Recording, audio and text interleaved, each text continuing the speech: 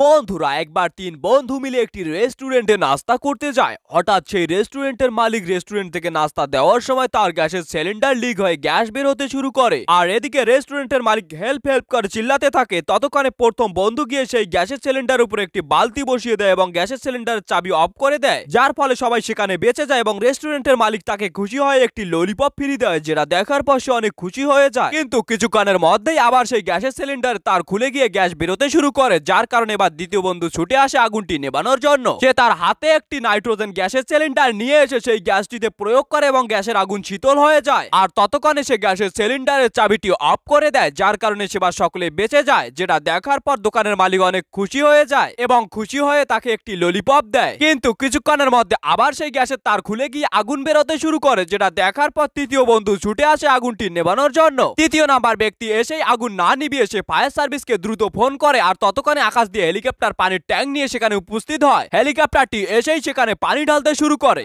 এক পর্যায়ে সেখানে আগুনটি নিভে যায় এবং হেলিকপ্টার সেখান থেকে চলে যায়। তৃতীয় বন্ধু দোকানের দিকে তাকাতেই সে দেখতে পায় তার দোকান এবং বন্ধু সহ হাবুডুবু খেয়ে মারা গেছে।